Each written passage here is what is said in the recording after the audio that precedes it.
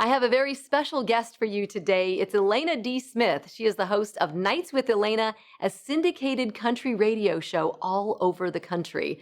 You're watching Up and Country, and I'm Sue Bonzel, your host. It's all powered by V Livecast. Right now, we're going to find out about Elaina's favorite country musicians to interview.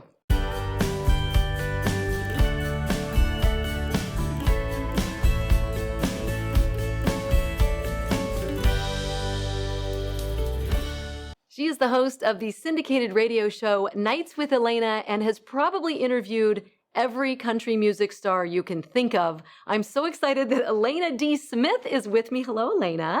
Hi, Sue. How are you? I'm good. I'm so happy to see you. Oh, I'm so happy to see you. I know we got to bump into each other in Nashville a little while back, We but we didn't get did. to spend as much time as I wanted to. So I I'm so know. excited we get to do this right now. I know, exactly. Well, and the one thing, like, I knew that you were kind of short like me, and I loved meeting you in person because I'm like, she's even shorter than me, and you had even the heels on and everything. How tall are you? I am 4'11", girl. I was born a fun-sized friend. I am ready to go anywhere I go. I swear I was born in heels because everyone always looks at me and they're like, "How are you walking in those?" So I can run a marathon in this, honey. Like I am prepared, ready to go. You are so cute. Oh my gosh, I love it. So now I mentioned that you've got your syndicated show. You're in what 100 stations across the nation. You've interviewed, the most amazing country artists, Garth Brooks and Keith Urban, and I mean everybody. Tell me about doing that and being that interviewer to get with all these people. It's a wild reality. Like I never quite get used to it. Just the fact that it's like a random Tuesday, Keith Urban's on the other end of my phone or knocking at my door. Like it's just it's so strange. But I'm so grateful because I love country music so much. So this is everything that I wanted to do, and being able to actually like bring all of these artists to everybody listening around the country is the entire goal. Help them feel closer to the people they already feel so close to their music with, and I mean, I remember my first interview when I first came to Nashville because I used to actually be on a pop station. So I always loved country music, but used to be on pop.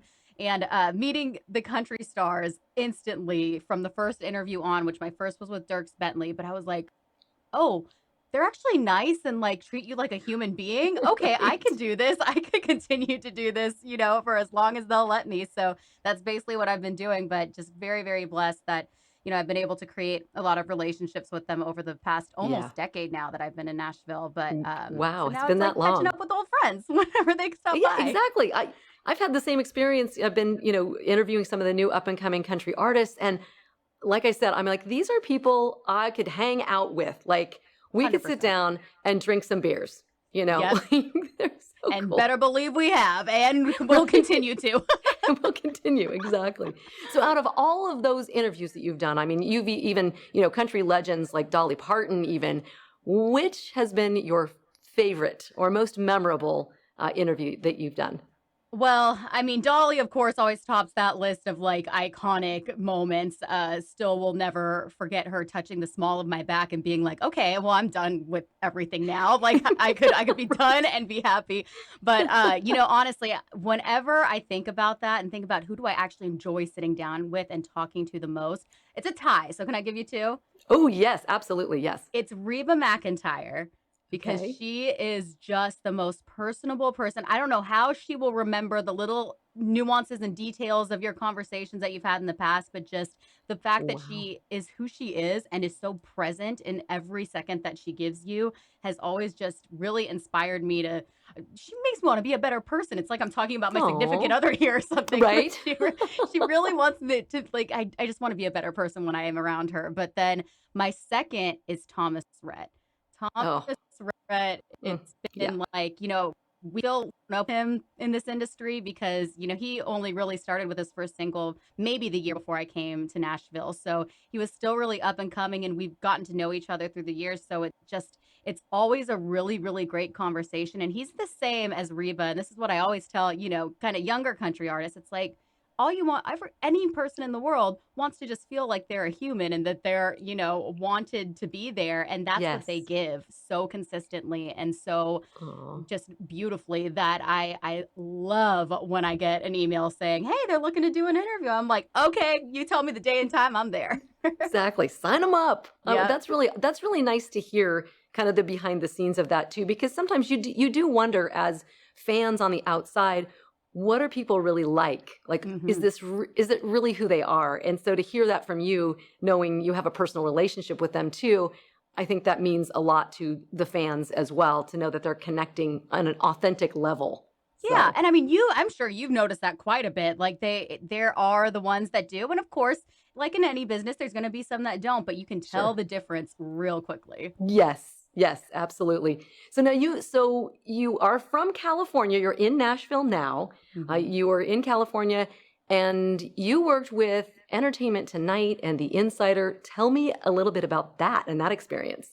That was a wild journey. I mean, I was so young and I was actually still in college in San Diego while I was working out there. So, as you can imagine, a lot of traffic, a lot of time in the car. But, it was one of those situations that it was just anything to chase your dreams. So, I made it work. But Entertainment Tonight, I was working behind the scenes the entire time. So, I never thought I would do anything behind a mic or in front of a camera or anything like that. Like, Ah, my goal was to be a producer behind the scenes and I wanted to do entertainment and it just turned out that it wasn't quite exactly what I was imagining, and, at the same time, I, by the grace of God, fell into radio and was like, "Oh, okay, no, no, no, this is where it's at, like, yes. this is what I was meant to fall into," and, I'm so grateful that I did, but I'm so grateful to Entertainment Tonight, and it's kinda come full circle 'cause, my friend Cassie, who works over there, has had me on to do, a bunch of little country music things and things about women in country music and things about Yes. the award shows and everything, so it's just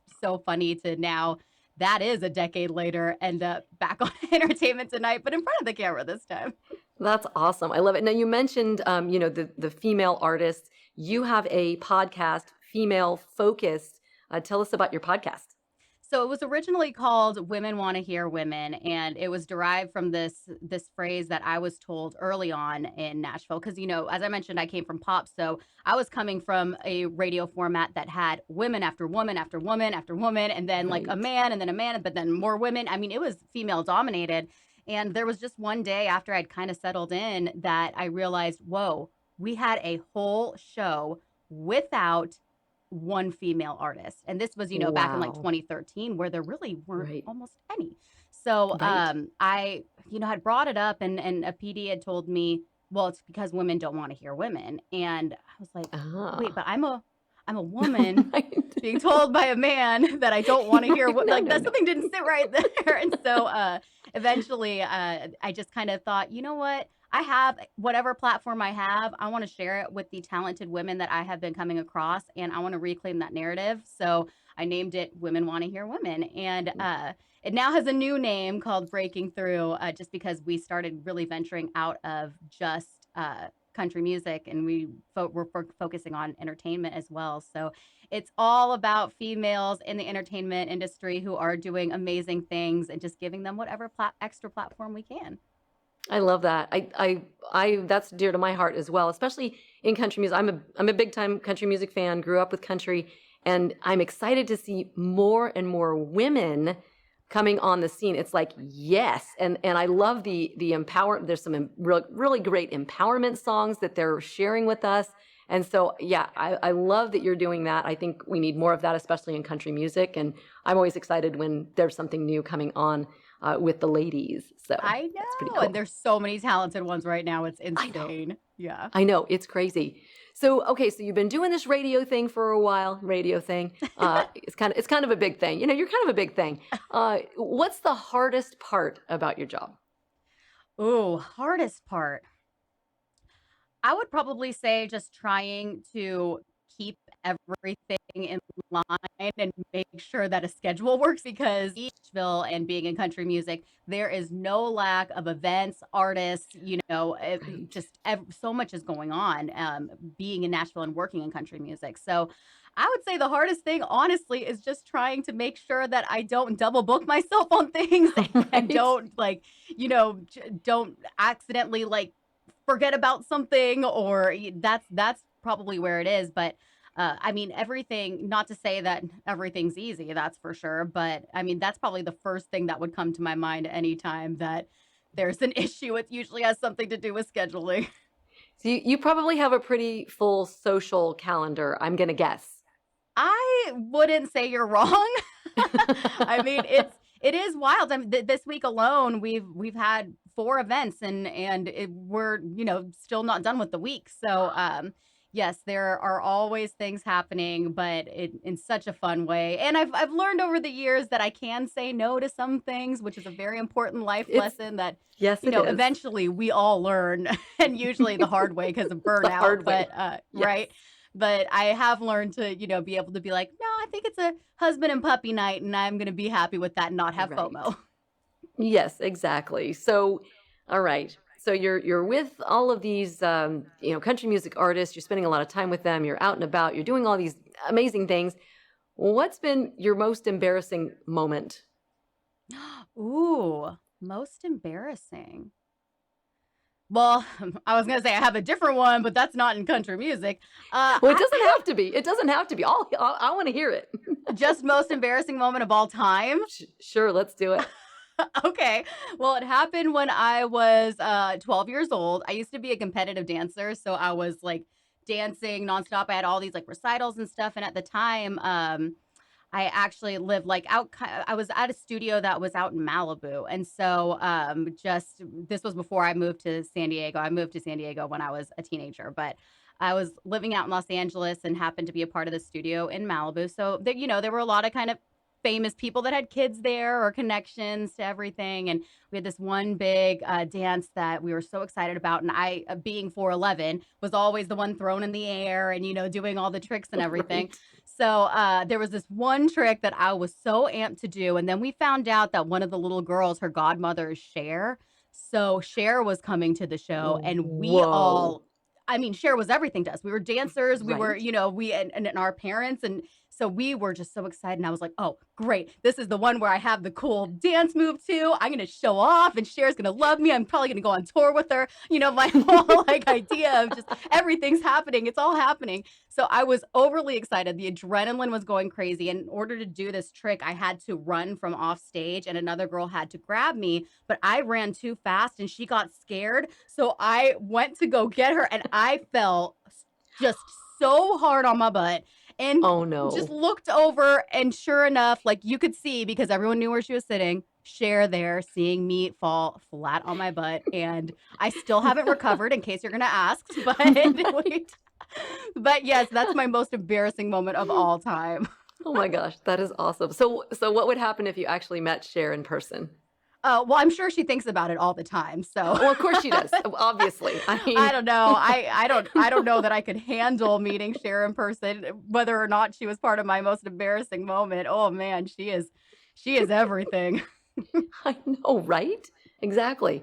Okay, so you shared your most embarrassing moment. I want to know what your guilty pleasure is. Do you have a guilty pleasure that you're like, I don't really want to tell anybody, but it's your guilty pleasure? Girl, probably so many.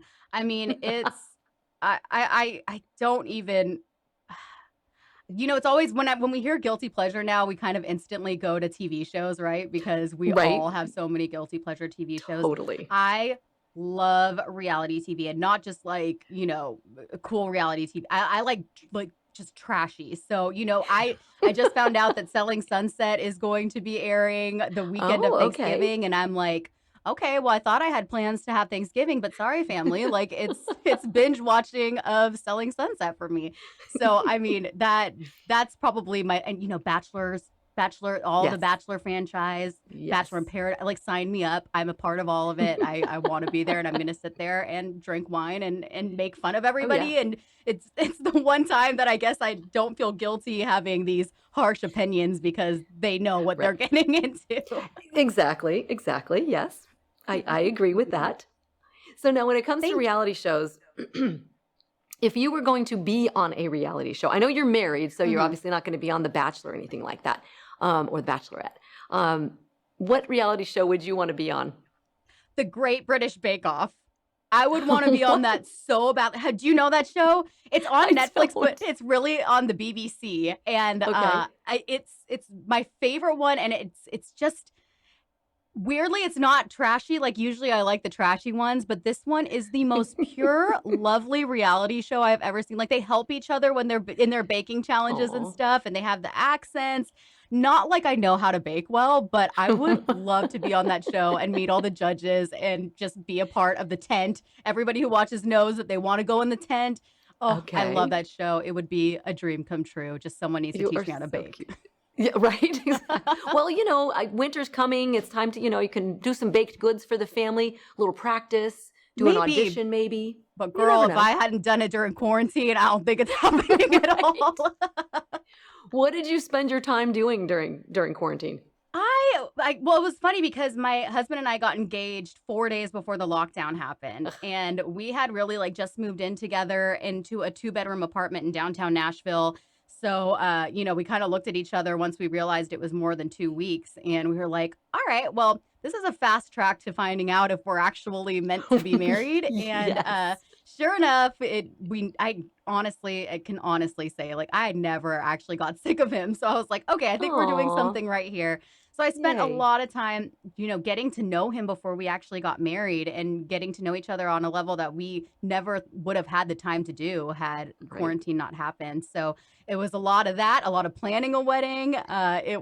Which kept me very, very busy trying to especially make a wedding happen during COVID time. So there Right. were all the twists and turns of everything that could be thrown at us but we ended up walking down the aisle, so it all worked out in the end. But other than that, Oh. like, I tried to do something, or we tried to do something new every single Sunday.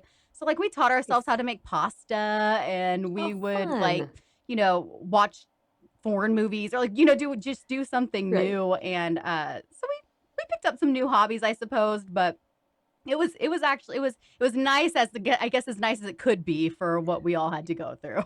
Right. Exactly. I think we did every puzzle in the house pretty Yep. much. So Lots yeah, of puzzles. lots of I wish I lots had of taken up puzzles. knitting, to be honest, because knitting or gotten good at baking. Those are probably the things I wish I would have done. Yeah, we had all that time, and now we look I back and we go, "Oh man, I should I have I should know. have done Tell me that." about it. So what's next for Elaina D. Smith? What's on the horizon for you?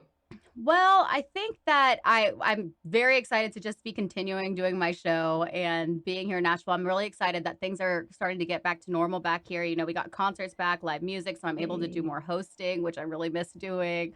I do think that I am enjoying actually being on the other side of the camera. So there might be a little bit more camera work in the future and Ooh. hosting on that level. But other than that, just living life. I'm waiting for my best friend to have her baby, which is going to be any second here. And Oh. then Oh that my little boy gosh. is going to be my world. So that's also very Oh. much in the future. And I just really excited. Things look great, and I'm happy that things are going back to normal. So there's so much Yes. optimism right now, and it's Me lovely to too. see. Yes. Well, Hmm. good. I'm so glad to hear that. And I'm so thankful that you took the time to come and talk to me and share a little bit about you. So thank you so much. And we'll keep listening to you on the air. We're here in Santa Rosa, California. It's 93.7 The Bull. If you're in Santa Rosa, you can hear Nights with Elaina every single night at 7 o'clock, right? Yes, girl. And hey, thank you so much for having me. This really is an honor, and I just love you so much. And I am so happy Aw. to see everything you're doing. Congratulations on all your success, and I can't wait to see what's next for you too. I know. I'm excited. Thank you again. Thank you. Thanks for tuning in to Up and Country, where we have new episodes every Tuesday. And be sure to visit upandcountry.com for all of the episodes and information about our VIP club, where you're going to get exclusive backstage access. And if you're on Instagram or TikTok, make sure to follow me, Sue Bonzel. I'll see you next week.